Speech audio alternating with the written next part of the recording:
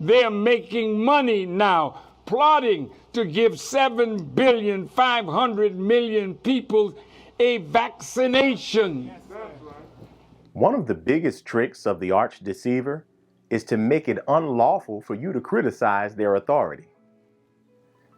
In other words, Satan can remain in power as long as we're not allowed to uncover their evil operations. YouTube just hit me up and they gave me a big old suspension for a week because I shared a broadcast by the minister Louis Farrakhan, and for some reason YouTube and all the social media platforms, which are run by people, very racist people who don't believe that freedom of speech is something black people should have. They've really been on the attack on Farrakhan for a very long time. And I thought, how can Satan be described in the Bible as the arch deceiver who deceives the whole world unless this Satan has significant influence over media and education and those industries that influence human endeavors? See, as long as Satan keeps people believing he's some spooky monster who lives underground, then we could never challenge the real ones who rule in the real world. You want to depopulate the earth? What the hell gives you that right? Who are you to sit down with your billions and talk about who can live and who should die? So the big trick of the devil is to keep us ignorant of his operations and to turn you against God's servant whose job is to unmask the real enemy.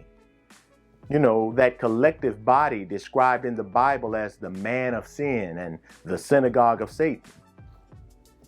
This is the case with certain white leaders and organizations who say it's wrong and anti-Semitic to tell the truth if it uncovers their dirty work. You know, they're referring to, because when you're black, when you're black and you speak out about racism, the racists will say that you're producing hate speech, right? When you start telling America the truth about itself, they define that as hate speech.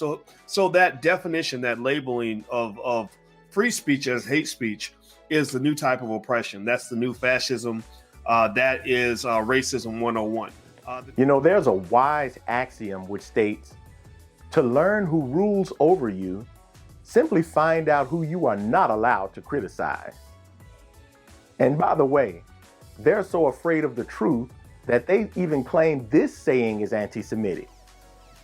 That's because oppressive forces have always attempted to censor our voices of freedom, justice, and equality from criticizing or exposing the wrongdoing of those in power. It's a fact that the U.S. government, along with white Jewish organizations, have consistently censored black liberating voices who challenge their order of white supremacy. Jewish leaders like Joel Spingard, who was board chairman of the NAACP, falsely charged that the Honorable Marcus Garvey was anti-Semitic, and he began the Garvey Must Go campaign. Now that anti-black campaign led to Garvey's trial with a Jewish prosecutor, a Jewish judge, and an all-white, half-Jewish jury. They used their legal and political power to stop the largest black freedom movement of that time. It was Jewish leaders who condemned W.E.B. Du Bois for acknowledging that Jews were key operators in exploiting black labor in the American South.